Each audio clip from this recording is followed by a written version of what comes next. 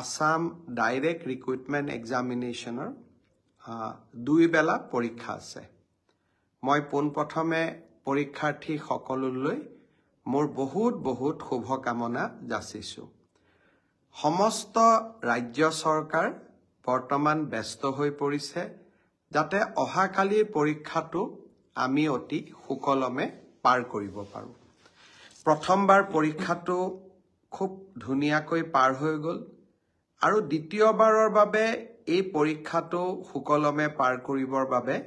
আমি সকলো প্ৰকাৰৰ চেষ্টা অব্যাহত ৰাখিছো যোৱাকালিৰ পৰীক্ষাৰ বাবে কেইটামান আমি নতুন ব্যৱস্থা কৰিছো ইতিমধ্যে আপোনালোকে গম পাইছে এই ব্যৱস্থাবিলাকৰ ভিতৰত অন্যতম হল যে এইবাৰ পৰীক্ষা শেষ কৰাৰ পিছত আপোনালোকে নিজৰ কুৱেশ্যন বুকলেটখন ঘৰলৈ উভতাই লৈ আহিব পাৰিব খালি ভুলতে OMR শীটখন লৈ নাহিব কুৱেশ্যন পেপাৰখনহে লৈ আহিব আৰু কুৱেশ্যন পেপাৰখন লৈ আহিলে ঘৰত আপোনালোকে পৰীক্ষাৰ্থীসকলে চাবও পাৰিব যে কোনটো শুদ্ধ উত্তৰ কৰিলো কোনটো শুদ্ধ উত্তৰ কৰা নাই আৰু আমাৰ যোৱাবাৰ ফ্ৰিস্কিংক লৈও কিছু বিশেষকৈ নলবাৰী ছাত্ৰী এগৰাকীয়ে কিছু প্ৰশ্ন উত্থাপন কৰিছিল আমি এখন সুন্দৰ SOP দিছো মই ভাবো যে এইবাৰ নিশ্চয় তেনেকুৱা কোনো সমস্যা নাথাকিব পৰীক্ষাটো ভালে হৈ যাওক পৰীক্ষাৰ্থীসকলক শুভেচ্ছা জনাইছো তৃতীয় শ্ৰেণীৰ পৰীক্ষা শেষ হৈ যোৱাৰ লগে লগে অক্টোবৰ মাহৰ শেষত আমি চতুৰ্থ শ্ৰেণীৰ পৰীক্ষাসমূহ পতাৰ কাম আৰু এটা মই নতুন কথাও ক'ব খুজিছো যোৱাবাৰ যি পৰীক্ষা হৈ গল মই যোৱাবাৰ ফেসবুক লাইভত আপোনালোকক কৈছিলো যে তাৰ আমি OMR শীটটো কোনোবাই যদি বিচাৰে আমি তেওঁলোকক দি দিম বৰ্তমানলৈকে ৪৭,০০০ ছাত্ৰ-ছাত্ৰীয়ে OMR শীট বিচাৰি সেৱালৈ নিজৰ আবেদন পঠিয়াইছে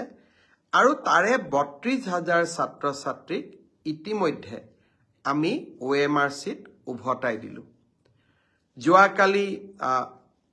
আজি ৰাতিপুৱাই বুলি ক'ব লাগিব যোৱাকালি হোৱা নাই এনসাৰ কিউ আমি প্ৰথম পৰীক্ষাৰ আপলোড কৰি দিছো দুজন ছাত্ৰই এনসাৰ কিৰ ওপৰতো ৫০০ টকা জমা দি তেওঁলোকে এটা দুটা পৰীক্ষাৰ প্ৰশ্নৰ উত্তৰৰ ওপৰত কিছু পৰামৰ্শ দিছে আমি এই গোটেইবিলাকো বিবেচনা কৰি চাম কুৱেশ্যনৰ বুকলেট ঘৰত লৈ যোৱাই হওক OMR শীট আপোনালোকক উভতাই দিয়াই হওক বা এনসাৰ কিউ আপোনালোকক পৰ্যালোচনা কৰাৰ সুবিধা দিয়াকে হওক স্বচ্ছতাৰ ক্ষেত্ৰত কৰিবলগীয়া আমি আটাইবোৰ কৰিছো এতিয়া মাত্ৰ আপোনালোকে খুব ভাল কৰি পৰীক্ষা দিয়ক মই শুভকামনা জনাইছো অহা ৩০ তাৰিখে ৰাতিপুৱা আমি আৰু এটা নতুন আঁচনি আৰম্ভ কৰিম বহু লৰা ছোৱালীয়ে চৰকাৰী চাকৰিৰ বাবে পৰীক্ষা দিয়ে চৰকাৰী চাকৰি সকলোকে দিয়াটো সম্ভৱ নহয় সেইবাবে ৰাজ্য চৰকাৰৰ হৈ মই ঘোষণা কৰিছিলো যে আমাৰ ডেকা লৰা ছোৱালীখিনিক উদ্যোগ আৰু ব্যৱসায় কৰিবৰ বাবে আমি ২ লাখ টকাৰ এটা নিধি প্ৰদান কৰিম আৰু খুব ভাল কৰি যদি এই ২ লাখ টকা ব্যৱহাৰ কৰি আমি ব্যৱসায় এটা নিৰ্মাণ কৰো ভৱিষ্যতে প্ৰধানমন্ত্ৰীৰ মুদ্ৰা আঁচনিৰো আমি সহায় লব পাৰিম বা মুদ্ৰা আঁচনিৰ জৰিয়তেও আমি এই ২ লাখ টকাক আৰু ডাঙৰ বৃহৎ পুঁজিলৈ ৰূপান্তৰ কৰিব পাৰিম এই প্ৰধানমন্ত্ৰী আমাৰ মুখ্যমন্ত্ৰীৰ আত্মনিৰ্ভৰ অসম আঁচনিৰ প্ৰথম কিস্তিৰ ধন ৩০ তাৰিখে ৰাতিপুৱা ১০ বজাত আমি গুৱাহাটীৰ খানাপাৰা ফিল্ডৰ পৰা বিতৰণ কৰিম ইতিমধ্যে আমাৰ জিলা উপায়ুক্তসকলে নিৰ্বাচিত ছাত্ৰ-ছাত্ৰীসকলক আমন্ত্ৰণ জনাইছে মই আশা কৰিম যে ২৫,০০০ নিৰ্বাচিত যুৱক যুৱতী অহা ৩০ তাৰিখে যাতে খানাপাৰালৈ আহে প্ৰথম আমি ৭৫,০০০ টকা দিম ৩ দিনীয়া প্ৰশিক্ষণটো সমাপ্ত হোৱাৰ লগে লগে আমি আৰু ২৫,০০০ টকা নৱেম্বৰ মাহৰ ভিতৰতে এই যুৱক যুৱতী সকললৈ আগবঢ়াম পৰৱৰ্তী এই 1 লাখ টকা কেনেকৈ ভাল কৰি ব্যৱহাৰ কৰিছে তাৰ ওপৰত ভিত্তি কৰি আমি পৰৱৰ্তী সময়ত আৰু 1 লাখ টকা ছাত্ৰ যুৱক যুৱতীসকলক আমি দিয়াৰ ব্যৱস্থা কৰিম। বহুতে মোক সোধে টকাটো ঘূৰাই দিব লাগিব নেকি? 1 লাখ টকা ঘূৰাই দিব নালাগে। আৰু বাকি 1 লাখ টকাও 3 বছৰ পিছত মাত্ৰ মাহত 5,000 টকাৰ এটা সৰু ইনষ্টলমেন্টেৰে 5 বছৰ সময় আমাৰ 5,000 কৰি আপোনালোকে লাহে লাহে এই পইচাটো আমাক উভতাই থাকিব পাৰিব। ল'ৰা ছোৱালীক যুৱক যুৱতীক আমি সকলো প্ৰকাৰে সহায় কৰাৰ বাবে আমি প্ৰচেষ্টা কৰিছো। এই মুখ্যমন্ত্ৰীৰ আত্মনিৰ্ভৰ অসম আঁচনিৰ দ্বিতীয় লানিও আমি লগে লগে আৰম্ভ কৰিম। এইবাৰ আমি আৰু নতুনকৈ ৭৫,000 যুৱক যুৱতীক এই মুখ্যমন্ত্ৰীৰ আত্মনিৰ্ভৰ অসম আঁচনিলৈ আনিবৰ বাবে চেষ্টা কৰিম। যুৱক যুৱতীসকলক মই অনুৰোধ কৰিম, চৰকাৰী চাকৰিয়ে হওক বা আত্মনিৰ্ভৰশীলতাই হওক, দুইটা ক্ষেত্ৰতে আমাৰ চৰকাৰে আপোনালোকৰ লগত সুন্দৰভাৱে কাম কৰি যাব। ঈশান বৰুৱাই মোক অভিনন্দন জনাইছে, মই ফেচবুক লাইভত চাই আছো। আমাক অভিনন্দন নহয়, আজিৰ দিনটোত মুখ্যমন্ত্ৰীৰ আত্মনিৰ্ভৰ অসমৰ বাবে নিৰ্বাচিত হোৱা যুৱক যুৱতীসকলক আমি অভিনন্দন জনাইছো সকলোৱে লগ হৈ। ফেচবুক লাইভ যিসকলে চাই আছে তেওঁলোকক মই আদৰণি জনাইছো। মই ইয়াত দেখা পাইছো মিণ্টু দাস, জয় শ্ৰীৰাম বুলি লিখিছে, সুমি দে, মনোজ কুমাৰ দাস আপুনি লিখিছে সুন্দৰ পদক্ষেপ। কোনোবাই কৈছে গুড নাইট মামা, অকণমান দেৰি ৰখি লওঁ তাৰ পিছত গুড নাইট দিম। মামনি দাসে লিখিছে ধন্যবাদ ছাৰ। নৱ বৰ্মনে লিখিছে সুন্দৰ পদক্ষেপ দাদা, আমি আপোনালোকৰ বাবে যিমান পাৰো এই ধৰণে কামবিলাক আগুৱাই লৈ যোৱাৰ বাবে চেষ্টা কৰিম। এতিয়া এটা নতুন বিষয় লৈ আহিছো।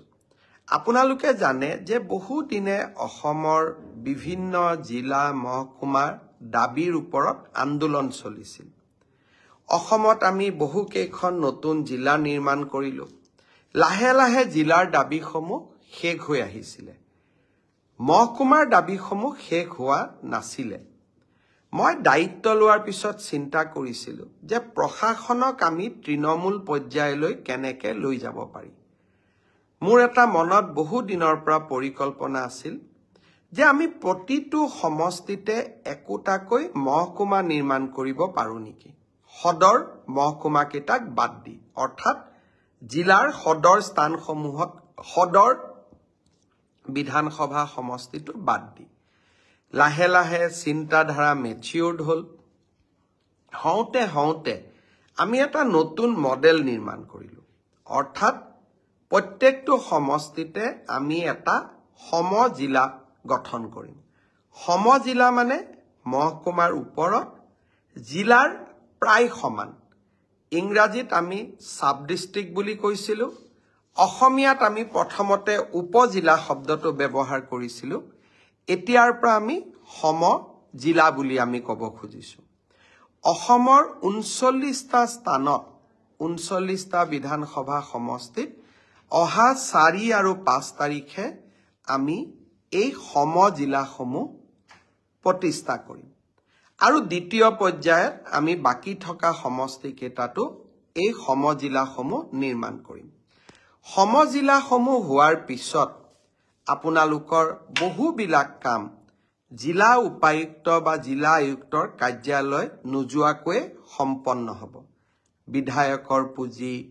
আনটাইড ফাণ্ড, মাটি বাৰীৰ বহুত কাম, ৰেচন কাৰ্ড, আমাৰ কেৰাচিন তেলৰ কাম, নেক্সট অফ কিনৰ চাৰ্টিফিকেট, মাটি কিনাৰ বাবে প্ৰয়োজনীয় NOC, এই বিভিন্ন ধৰণৰ সেৱা এতিয়া সমজিলাৰ পৰাই আমি কৰিব পাৰিম। আৰু এই সমজিলাৰ চিন্তা ভাৰতত প্ৰথমবাৰৰ বাবে অসমে কৰিছে। অহা 4 আৰু 5 তাৰিখে যিবোৰ জিলাত যিবোৰ বিধানসভা সমষ্টিত 39টা সমষ্টিত সমজিলা গঠন হ'ব, মই আটাইকে আগতীয়াকৈ শুভকামনা জনাইছো। এই সমজিলাই প্ৰশাসনক একেবাৰে ৰাইজৰ ওচৰলৈ লৈ যাব। ৰাইজৰ বহুদিনীয়া সমস্যা আমাৰ সমাধান হ'ব। বসন্তই ইয়াত লিখিছে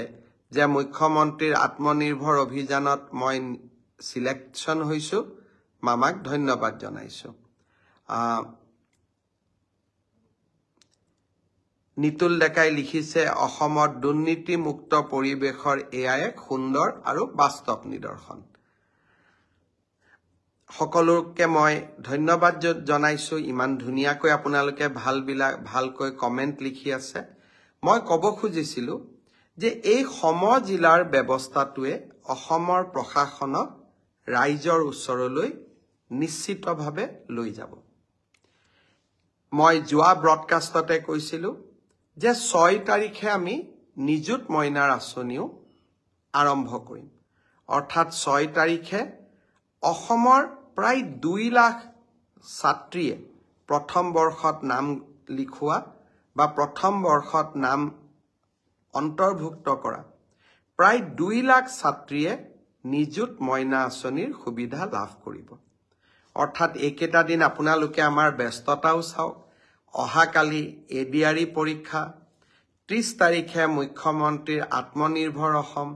4 আৰু 5 তাৰিখে সমজিলা, 6 তাৰিখে নিযুত মইনা। চাওঁতে চাওঁতে দুৰ্গা পূজা পাই যাম। এইবাৰ আমি সিদ্ধান্ত লৈছো যে প্ৰতিখন দুৰ্গা পূজা সমিতিকো ৰাজ্য চৰকাৰে বিত্তীয় সাহায্য আগবঢ়াব। আমি বিহুৰ সময়তো বিত্তীয় সাহায্য আগবঢ়াওঁ, দুৰ্গা পূজাতো বিত্তীয় সাহায্য আগবঢ়াম, আৰু কেইদিনমান পিছত ভাওনাৰ সময় আমি ভাওনাতো বিত্তীয় সাহায্য আগবঢ়াম। অৰ্থাৎ ৰাজ্য চৰকাৰে অসমৰ প্ৰতিটো উৎসৱৰ সময়ত আমি একেলগে জনসাধাৰণৰ লগত যাতে উৎসৱ পালন কৰিব পাৰো, তাৰ বাবে আমি এনেবোৰ নতুন আঁচনি আৰম্ভ কৰিছো। আৰু এই আঁচনিসমূহে নিশ্চিতভাৱে আমাৰ চৰকাৰখনক ৰাইজৰ ওচৰলৈও লৈ গৈ আছে। মই শাৰদীয় দুৰ্গা পূজাৰ যিসমূহ সমিতিয়ে এতিয়ালৈকে উপায়ুক্তৰ বা আয়ুক্তৰ কাৰ্যালয়ত যোগাযোগ কৰা নাই, তেখেতসকলকো মই অনুৰোধ কৰিম যে আপোনালোকে আয়ুক্তৰ কাৰ্যালয়ত যোগাযোগ কৰিব, যাতে দুৰ্গা পূজাৰ বাবে নিৰ্দিষ্ট ধনৰাশি আপোনাৰ পূজা সমিতিখনেও পাব পাৰে। ফেচবুক লাইভ চাই থকা মই সকলোকে পুনৰ এবাৰ ধন্যবাদ জনাইছো। আজি মই বহুত দীঘলীয়াকৈ কথা ক'ব খোজা নাই, কাৰণ অহাকালি পৰীক্ষা আছে, পৰীক্ষাটো ভাল কৰি দিব লাগিব। তথাপিতো আপোনালোকে কমেন্ট বক্সত লিখিব 1.5 লাখ চাকৰি, মুখ্যমন্ত্ৰীৰ আত্মনিৰ্ভৰ অসমৰ জৰিয়তে 1 লাখ যুৱক যুৱতীক আত্মসংস্থাপনৰ সুবিধা, নিযুত মইনা, যাতে বাল্য বিবাহ আদি বন্ধ হ'ব পাৰে, সমজিলা। এই আঁচনিবিলাক আপোনালোকে কি ধৰণে মূল্যাংকন কৰে? আমিতো চেষ্টা কৰিছো যাতে ৰাজ্যত এখন আমি অতি সুন্দৰ আৰু ৰাইজৰ কথা শুনা চৰকাৰ এখন আমি নিৰ্মাণ কৰিব পাৰো। আৰু এইবোৰ কাৰণতে বহুদিনে পৰি থকা সমস্যাসমূহ সমাধানৰ বাবেও আমি চেষ্টা কৰিছো। উদাহৰণস্বৰূপে ন্যায়াধীশ বিপ্লৱ শৰ্মা কমিটিৰ প্ৰতিবেদন, অসম চুক্তিৰ 6 নম্বৰ দফাক লৈ ন্যায়াধীশ বিপ্লৱ শৰ্মাই 2020 চনত এখন প্ৰতিবেদন দাখিল কৰিছিল। সেই প্ৰতিবেদনখনত বিপ্লৱ শৰ্মা ডাঙৰীয়াৰ প্ৰতিবেদনখনত সকলোৱে স্বাক্ষৰ কৰি দায়িত্বসমূহ 3 ভাগত বিভক্ত কৰিছিল। এছাম কাম, কিছু কাম ৰাজ্য চৰকাৰে কৰিব, কিছু কাম কেন্দ্ৰ আৰু ৰাজ্য চৰকাৰে যৌথভাৱে কৰিব আৰু কিছু কাম কেৱল কেন্দ্ৰীয় চৰকাৰে কৰিব আজি কোনোবাই কৈছে যে এইখন প্ৰতিবেদন কেন্দ্ৰ চৰকাৰৰহে আছিল ৰাজ্য চৰকাৰে কেনেকৈ কৰিব আমি প্ৰতিবেদনখন অসম চুক্তি ৰূপায়ণ বিভাগৰ ৱেবছাইটত আমি সকলোকে দেখাকৈ প্ৰকাশ কৰিছো তাত আপোনালোকে নিজেই চাব পাৰিব যে বিপ্লৱ শৰ্মা কমিটিয়ে স্পষ্টভাৱে কিছু দায়িত্ব ৰাজ্য চৰকাৰক অৰ্পণ কৰিছিল এতিয়া আমি সংকল্প লৈছো যে যি কেইটা দায়িত্ব ৰাজ্য চৰকাৰক অৰ্পণ কৰিছিল সেই কেইটা দায়িত্ব আমি তৎকালীনভাৱে পালন কৰিম অৰ্থাৎ অহা এপ্ৰিল মাহৰ আগতে ৰাজ্য চৰকাৰৰ এখতিয়াৰত থকা 52টা পৰামৰ্শ আমি বাস্তৱত ৰূপায়ণ কৰিব বিচাৰিছো বাকি 17টা পৰামৰ্শ যি কেন্দ্ৰীয় চৰকাৰৰ এখতিয়াৰৰ ভিতৰত থাকে সেই কেইটাৰ বিষয়েও ভাৰতৰ মাননীয় প্ৰধানমন্ত্ৰী নৰেন্দ্ৰ মোদী ডাঙৰীয়া আৰু ভাৰতৰ গৃহমন্ত্ৰী অমিত শাহ ডাঙৰীয়াৰ সৈতে মই কথা পাতিম মই চেষ্টা কৰিম যাতে ৰাজ্য চৰকাৰৰ দায়িত্বত থকা পৰামৰ্শখিনি ৰূপায়ণ কৰাৰ উপৰিও কেন্দ্ৰীয় চৰকাৰৰ দায়িত্বত থকা পৰামৰ্শ কেইটা ৰূপায়ণৰ ক্ষেত্ৰতো আমি যাতে আগুৱাই যাব পাৰো ইয়াকে লৈ কংগ্ৰেছ দলে মোক বেয়া পাইছে ইয়াক লৈ দুই এজন সামাজিক বুলি নকওঁ দুই এজন ৰাজনীতি কৰা ব্যক্তিয়ে মোক সমালোচনা কৰি সাংবাদিক মেলু পাতিছে মই মাজে মাজে চিন্তা কৰো বিপ্লৱ শৰ্মাৰ কমিটিখন ৰূপায়ণ নকৰিলেও তেওঁলোকে মোক গালি পাৰে আৰু কৰিব খুজিলেও গালি পাৰে কেনেকুৱা ধৰণৰ কথা এইটো হ'ব পাৰে তেওঁলোকে স্পষ্ট কৰি কৈ দিয়ক যে ৰাজ্য চৰকাৰৰ দায়িত্বত থকাখিনি আমি কৰিব লাগে নে নালাগে যদি নালাগে আমি নকৰো কিন্তু কৰিব খুজিলে কয়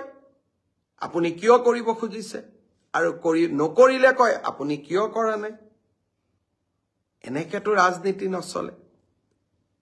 52টা পৰামৰ্শ যদি ৰাজ্য চৰকাৰে কৰিব পাৰে আৰু আমি যাতে ৰাজনৈতিক সদিচ্ছাৰে এই কাম কৰো অসমখন আগতকৈ সুৰক্ষিত নহব জানো এই কথাবোৰ ৰাজনীতি কৰি থকা এছাম লোকে বুজিব নোখোজে মেডিকেল কলেজ বনালে কয় যে সুবিধা পোৱা নাই আৰে কলেজ এখন হলে তাৰ সুবিধাৰ গতিটো কোনে নিয়ন্ত্ৰণ কৰিব আমাকতো সকলো সুবিধাই লাগে কিন্তু সকলো সুবিধাৰ নামত আমি কি মেডিকেল কলেজ এখন নকৰিম নেকি তাৰ মানে মেডিকেল কলেজখন নকৰিলেতো তাত আগত একোৱেই নাছিল কিবা একোৱে নথকাতকৈ কিবা থকা ভাল নে বেয়া কিছুমান মানুহে তাতো ভুল দেখে বিপ্লৱ শৰ্মা কমিটিখন ৰূপায়ণ নকৰিলেও বেয়া পায় আৰু কৰিলেও কয় তাত ৰাজনীতি কৰিব খুজিছে মই ভাবো যে অসমৰ ৰাইজে এই সকল ব্যক্তি যিসকলে কেৱল মাত্ৰ নিৰাশাৰ ব্যৱসায় কৰে তেওঁলোকক উপযুক্ত বাৰ্তা প্ৰদান কৰিব এইখন অসম নিৰাশাৰ অসম নহয় এইখন অসমক আমি আশাৰ অসম ৰূপে ৰূপান্তৰ কৰিব খুজিছো পৰিৱৰ্তনৰ অসম হিচাপে ৰূপায়ণ কৰিব খুজিছো এখন নতুন অসম আকাশ চুব পৰা অসম যোৱাকালি আপোনালোকে দেখিছে কংগ্ৰেছ দলৰ ৰাষ্ট্ৰীয় সভাপতি মল্লিকাৰ্জুন খাৰ্গেৰ ল'ৰা প্ৰিয়ংক খাৰ্গে যোন কৰ্ণাটকৰ মন্ত্ৰী তেওঁ টুইট কৰিছে যে সেমি কণ্ডাক্টৰ ইণ্ডাষ্ট্ৰিটো কৰ্ণাটকতহে হ'ব লাগিছিল অসমত কেনেকৈ সেমি কণ্ডাক্টৰ ইণ্ডাষ্ট্ৰি হ'ব পাৰে মই আজি আপোনালোকক গৌৰৱেৰে ক'ব খুজিছো যে অসমত আমি সেমি কণ্ডাক্টৰ ইণ্ডাষ্ট্ৰি আনি আজি কৰ্ণাটক চৰকাৰৰো আজি আমি টোপনি হেৰুৱাই পেলোৱাইছো তেওঁলোকে শুব পৰা নাই যে অসমৰ দৰে দুখীয়া দেশ এখনে কেনেকৈ সেমি কণ্ডাক্টৰ আনিব পাৰিলে মই কৰ্ণাটকৰ মন্ত্ৰীগৰাকীক ক'ব খুজিছো অকল সেমি কণ্ডাক্টৰতে আমি থমকি নৰওঁ এইখন অসমে আকাশ চুব আপুনি বিচাৰিলেও চুব আপুনি নিবিচাৰিলেও চুব মাত্ৰ কেইটামান বছৰ আমাক কাম কৰিব দিয়ক কৰ্ণাটকৰ মন্ত্ৰীগৰাকীৰ হতাশাই